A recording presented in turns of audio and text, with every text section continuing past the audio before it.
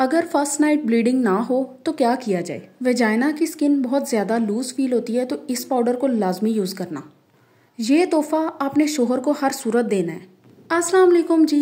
First night को कैसे approach किया जाए, दुल्हन से क्या क्या चीज़ें रिक्वायर्ड होती हैं और किन चीज़ों से हर सूरत परहेज करना है, हर चीज़ डिटेल से बताऊंगी। Okay, first things first, be realistic. आजकल हम लोग इंडियन सीरियल्स देख के, बॉलीवुड फिल्में देख के हम लोगों की एक्सपेक्टेशंस इतनी अनरियलिस्टिक हो चुकी हैं कि लड़कियां शुरू दिन से इस चीज़ को लेके टेंस रहती हैं। ना वो किसी से बात करती हैं और ना वो अपनी मदर से डिस्कस करती हैं, क्योंकि उनके जहन में ये इतना अजीब व गरीब सा कॉन्सेप्ट बन चुका होता है कि उन्हें लगता है कि हम किसी से बात करेंगे तो पता नहीं वो हमारे बारे में क्या सोचेगा। हालांकि अगर आपके अपने जहन में क्लैरिटी है ना, तो आप किसी से बात करते हुए नहीं हिचकिचा सकते और आप उससे क्लियर वर्ड्स में पूछो कि मेरे ये कंसर्न्स हैं, इसको मैं कैसे डील करूँ। तो चूंकि आप लोग इस तरह की चीज़ें देख के, स्पेशली बॉलीवुड फैंटेसीज, उसकी वजह से ये सारी जो एक प्रॉब्लम है ना, एक इमेज क्रिएट हुआ है वेडिंग नाइट का। तो सबसे पहले आप अपने जहन में क्लियर करें कि it is not just about physical intimacy, it is about building a life together, starting a life together. और माओं को तो ये चीज़ें बेटियों को खुद समझानी चाहिए। आजकल ये बहुत बड़ा मसला है, माएँ ही नहीं अपनी बेटियों से बात करती, उनके कॉन्सेप्ट्स ही नहीं क्लियर करती हैं कि आपने किस तरह से अपनी न्यू लाइफ को अप्रोच करना है। जब माँ नहीं करेगी तो फिर कौन बताएगा।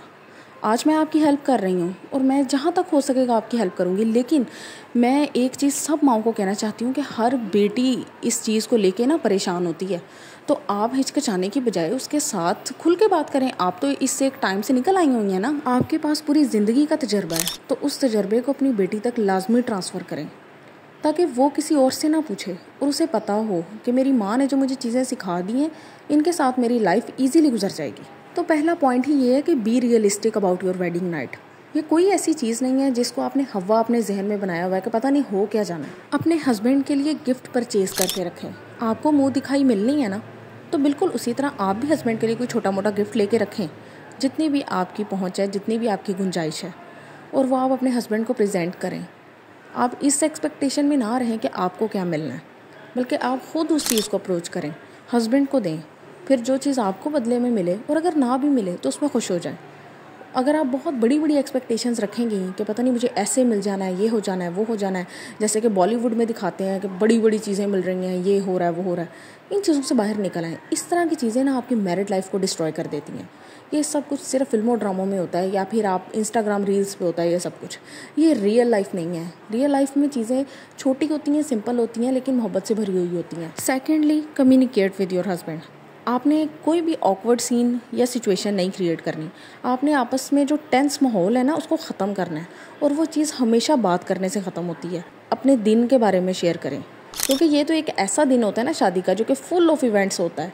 इसके बारे में तो आप सारी लाइफ भी बातें करते रहेंगे ना, तो ख़त्म नहीं होगी।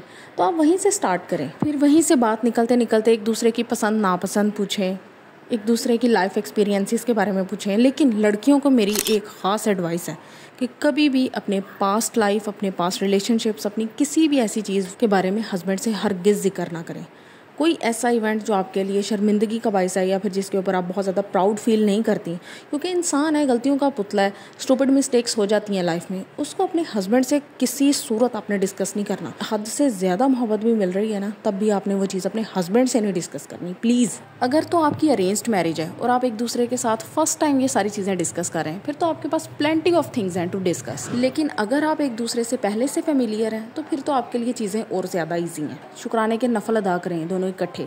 तहज्जुद का टाइम है तो तहज्जुद के नफल अदा कर लें और कोशिश करें ब्राइडल ड्रेस में ही हो। उसके बाद गर्ल्स, बैक कॉम्बिंग। आपका सारा ड्रेस एक तरीके से ना बैक कॉम्बिंग से जुड़ा होता है, तो अगर हस्बैंड आपकी हेल्प करते हैं बैक कॉम्बिंग को ओपन करने के लिए या फिर आपका सारा जो ड्रेस है उसको मैनेज करने के लिए, तो आपने उसको हैप्पीली एक्सेप्ट कर लेना है। इन केस अगर ऐसा नहीं भी होता, क्योंकि हर आदमी को इन चीज़ों का आइडिया नहीं होता कि मेरी वाइफ को हेल्प की ज़रूरत है तो मैंने करनी है, तो आपने इसमें दुखी नहीं होना कि मुझे हर चीज़ खुद ही करनी पड़ रही है, तो मुझे कोई हेल्प नहीं मिल रही। क्योंकि ट्रस्ट मी, आदमियों के पास इतनी कॉमन सेंस ही नहीं होती कि उनको इन चीज़ों का आइडिया हो।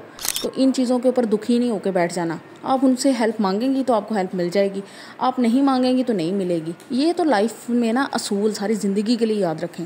आदमियों से हर चीज़ कह के लेनी पड़ती है, उनमें इतनी कॉमन सेंस नहीं होती, ना ही उनमें इतने ज़्यादा इमोशंस होते हैं कि वो हर चीज़ को खुद ही ग्रैस्प करके तो खुद ही मसलों का हल निकालना शुरू कर दें। तो अगर खुश रहना है अपनी आइंदा ज़िंदगी के अंदर तो बी रियलिस्टिक। ओके, अब डिस्कस कर लेते हैं लड़कियों के कुछ जेन्युइन कंसर्न्स को। सबसे पहला कंसर्न है प्राइवेट पार्ट्स वाइटनिंग का। Due to hormonal changes, puberty और वैसे भी पाकिस्तानी जेनेटिक्स जो है उसके अंदर प्राइवेट पार्ट्स डार्क ही होते हैं मोस्टली। तो इन चीज़ों के ऊपर परेशान होने की ज़रूरत नहीं, लेकिन फिर भी अगर आपने इनको वाइट करना है, आप चाहती हैं कि इनका कलर जो है वो बेटर हो जाए, तो आप ये क्रीम यूज़ करें।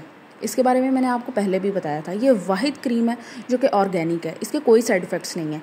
बस एक बात का ख्याल रखें कि किसी भी क्रीम को वेजाइना के अंदर नहीं लगाना होता, सिर्फ प्यूबिस पार्ट पे लगाना होता है।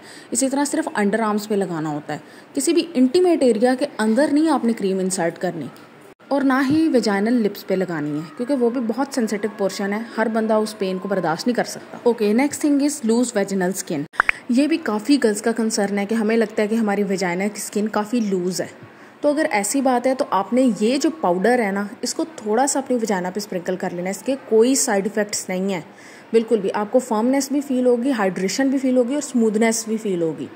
डिस्काउंट कोड ऐड करके आपको डिस्काउंट भी मिल जाएगा। ओके, एक कंसर्न ये भी बहुत ज़्यादा कॉमन है कि हमारी स्किन डिस्कलरेशन है। किसी को हो सकता है चिकन पॉक्स की वजह से स्किन डिस्कलरेशन हो, किसी को हो सकता है कहीं से बर्न हुआ हो तब उसकी स्किन में कोई प्रॉब्लम हो। मतलब कोई भी ऐसी चीज़ जो कि आपको फिज़िकली मजबूर नहीं कर रही है। आपके लिम्स पूरे हैं, आपके ऑर्गन्स पूरे हैं, आप सेहतमंद हो, आप ठीक हो, आप खूबसूरत हो। आपकी आइज़ कैसी हैं, आपका नोज़ कैसा है, आपके लिप्स कैसे हैं, आपके कान कैसे हैं, हाथ कैसे हैं, बाजू कैसे हैं, इन चीज़ों से कोई फ़र्क नहीं पड़ता। अगर आपके लिम्स पूरे हैं, अल्लाह पाक ने आपको हर चीज़ पूरी दी हुई है, आप अपने काम खुद कर सकती हैं, तो मेरी नज़र में आप एक मुकम्मल और ख़ूबसूरत इंसान हैं। ऐसी किसी भी चीज़ की आपने ज़रा भी टेंशन नहीं लेनी। एक बात ज़िंदगी में हमेशा के लिए याद रखें, अपने शोहर को कभी भी अपनी कोई कमज़ोरी ना हाथ लगने देना। कोई भी ऐसी चीज़ जिससे आप कल को परेशान हो, जितना आप इन चीज़ों को अपने ऊपर हावी करेंगे उतना ही आपका शोहर इन चीज़ों को लेके आपको तंग करेगा। इतना कॉन्फिडेंट हो जाए कि वो बात करने से पहले 101 दफ़ा सोचें। Now coming towards the act. अगर आप उस दिन रेडी और कंफर्टेबल नहीं फील कर रही हैं तो आप अपने हस्बैंड से ओपनली डिस्कस करें कि आई एम नॉट रेडी। इसमें कोई ऐसी बात नहीं है जो आपके लिए कल को परेशानी या मसले का बायस बने। एक चीज़ के लिए आप जहनी तौर पे इस वक्त तैयार ही नहीं है तो आप ओपनली उस बारे में बात कर सकती हैं। फिर अगर लाइट कमरे में ज़्यादा है और आप थोड़ी रोशनी चाहती हैं तो आप खुल के बात करें। आप कहें कि मुझे लाइट डीम चाहिए, मैं कंफर्टेबल नहीं फील कर रही हूँ, क्योंकि इवेंचुअली हर चीज़ एक दूसरे के कंफर्ट से लिंक होती है। तो इसमें कोई ऐसी चीज़ नहीं है जिसमें आप सोचेंगे कि पता नहीं मेरे हस्बैंड क्या कहेंगे, कि ये ऐसे क्यों कह रही है, पता नहीं ऐसी क्या बात है और क्या नहीं है। तो ऐसा कुछ भी नहीं होता, ये सिर्फ एक दूसरे को सुकून प्रोवाइड करने वाली चीज़ें हैं। और अगर आप अपने सुकून के लिए खुद डिमांड नहीं करेंगी, आपको कोई बंदा सुकून नहीं देगा। तो पहले दिन से ही अपनी बाउंड्री सेट करना स्टार्ट करें। जहाँ पे आप नो कहना चाहती हैं वहाँ पे ओपनली नो कहें। अगर आप अपने जहन में एक कॉन्सेप्ट को क्लियर कर लेंगी ना कि it is just a way to grow your family, तो फिर आपके जहन में कोई हिचकिचाहट नहीं रहेगी, कोई शर्म नहीं रहेगी। ये कोई ऐसी चीज़ नहीं है जिससे बड़ी बड़ी एक्सपेक्टेशंस लगाई जाएं। और रियल लाइफ में तो ऐसा कुछ होता भी नहीं है जो कुछ हमें फिल्मों ड्रामों में और इधर उधर दिखाया जाता है कि पता नहीं क्या हो जाता है और किस तरह की फिजिकल इंटीमेसी होती है आपस में। ऐसा कुछ भी नहीं होता। मैं आपको बहुत रियलिस्टिक चीज़ें बता रही हूँ। इसलिए आपकी पहली तरजीह एक दूसरे के साथ अंडरस्टैंडिंग डेवलप करने की होनी चाहिए, ना कि फ़िज़िकल इंटीमेसी को लेके आप बहुत ज़्यादा परेशान होते रहो। हाँ, और अगर आपको फर्स्ट नाइट ब्लीडिंग नहीं होती तो ये कोई भी बिग डील नहीं है। आप समझ लें कि 80% गर्ल्स को नहीं होती है। और वो क्यों नहीं होती? क्योंकि हो सकता है वो लाइफ में फ़िज़िकली बहुत ज़्यादा एक्टिव हो, या फिर हो सकता है कि वो इस तरह की किसी चीज़ से गुजरी हो जहाँ पे उनको चोट लग गई हो और उनकी हाइमेन ब्रेक हो गई हो। और आजकल कोई भी इतना जाहिल नहीं होता जिसको इन नेचुरल सी चीज़ों के बारे में ना पता हो। आजकल बहुत ज़्यादा अवेयरनेस हो गई है और सबको इन चीज़ों के बारे में पता है। तो इसलिए ब्लीडिंग एक्सपेक्ट करना इज़ स्टुपिडिटी। अगर हो जाए तो वेल एंड गुड, और अगर नहीं होती तो मोस्टली गर्ल्स को नहीं होती। कोई परेशानी वाली बात नहीं है। लेकिन एक एडवाइस मैं दूंगी ओवरऑल गर्ल्स को कि आप कभी भी अपने हस्बैंड के अलावा किसी और शख्स के साथ इंटीमेट ना हो। जो भी शख्स ऐसा करेगा ना वो आपके साथ मुखलिस नहीं है। और अगर आप खुद अपनी मर्जी से ऐसा कर रहे हो तो आपसे ज़्यादा स्टूपिड कोई नहीं है। और ये आपकी आइंदा ज़िंदगी में तकलीफ़ का बाइस बनेगी चीज़। अल्लाह पाक हर लड़की का नसीब इतना अच्छा करे कि उसकी ज़िंदगी में कोई तकलीफ़, कोई परेशानी ना आए। उसके माँ बाप उसकी वजह से ठंडी सांस लें, ना कि वो हर वक्त इन सोचों में रहें कि हमने अपनी बेटी की शादी किस जगह पे कर दी। अपनी ज़िंदगी को पुरसकून बनाने में बहुत बड़ा किरदार आपका अपना भी है। सब कुछ नसीब के ऊपर नहीं होता। किस तरह से आप अपनी ज़िंदगी को लेके चलते हो, आप कैसी शुरुआत करते हो, उसके ऊपर भी बहुत सारी चीज़ें मबनी होती हैं। तो आपने कोशिश करनी है कि आप हकीकत का लेंस लगाएं, रियलिस्टिक एक्सपेक्टेशंस रखें, ताकि आपकी ज़िंदगी पुरसकून गुजरे। And don't worry about any kind of pain. एक नेचुरल प्रोसेस है, अल्लाह की तरफ से क्रिएट किया हुआ है, तो let it happen to you. Let things follow their natural course. Thank you.